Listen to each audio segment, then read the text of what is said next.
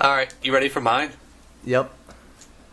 Since we already talked about her on this podcast, let's go with Faith Evans. Oh. Oh, no, don't do this to me. What? You're squirming over there. I guess I'll give the introduction. Yeah. I don't really have an introduction. I say no. What? Well, tell us why you say no. You can't just say no. Tom, there's listeners out there who probably just found our podcast after listening to a Bryson Tiller album that don't know who Faith Evans is. You got to at least give us something. Boy. Okay. My credentials for getting in the Hall of Fame, you have to have at least 2 classic albums. And I don't think Faith has 2 classic albums. Arguably, she could be close to 2, but I don't think she has enough. Agree. She doesn't have to. I agree. Plus, I mean, realistically, after her first few albums, her first 4, I'd say, it's kind of been spotty. Like what she's put out, I think it's just been too. The reviews have been mixed on the music that she's put out after that. I love Faith, but I hate to say it, but there's no way. And she's got some really good songs though. I really like her first 4 albums. What do you guys think?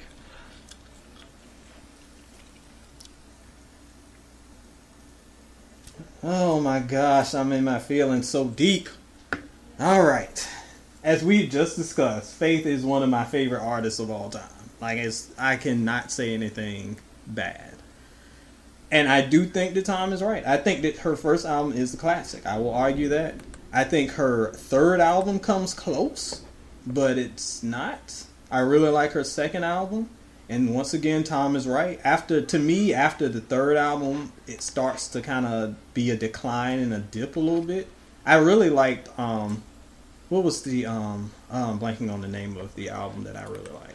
The First Lady? No, Something About Faith. I like The First Lady, but I thought Something About Faith was pretty underrated. Really? But, yeah, you're right. That is a pretty good album, actually. The Incomparable one was the one that I was like, right, and then right. all the stands started yelling at me. But oh my gosh, I love Faith so much. She's one of my artists that I want to meet in person one day because I have not met her in real life. But dumb old Tom is right. I think dumb that old when Tom. it comes down, yes, jeez. Look, I'm agreeing with you, and it's hurting my soul because I want to put her in the Hall of Fame so bad. But because I have to become unbiased reviewer, Ed, I have to look at her total impact on R&B. And although she's one of my favorite voices, has put out some of my favorite songs, one of the best voices of the 90s. If we were talking about 90s Hall of Fame, yes. But when you talk about the scope of entire career and impact and influence on other artists, she's like Genuine. She just misses the cut. And it makes me cry to say that.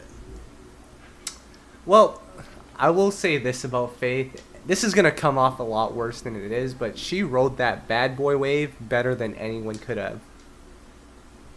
And you could see that in the charts. She did so well, and then after Bad Boy sort of slowed down, as did she. But I will say, from 1 to 4, albums 1 to 4, she has a pretty solid track record. But no question. Again, I'm with you guys. I don't know if it's enough to put her into the Hall of Fame. But, I mean, she has some classic songs, though. Yeah. Oh, no question. And her first album, to me, is a undeniable classic. That's 5 stars. I'll say that to anybody. And her third album is probably a good 4.5.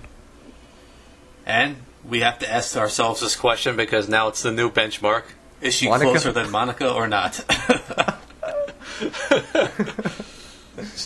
Oh my god, she's closer than Genuine to me. She's knocking on the door. Oh, I don't know about that. I don't know about that, Ed. Oh, what? Closer than Monica? I know about me? that.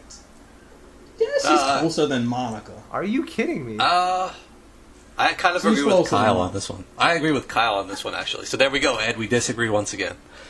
Okay, now the world is back. Really good. But so does that mean Monica's in then?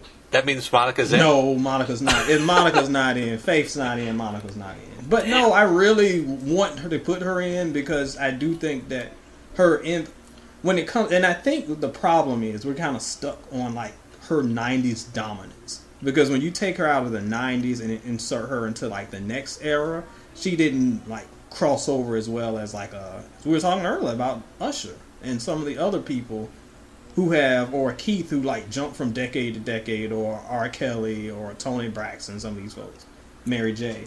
They were able to continue to evolve as the decades went on.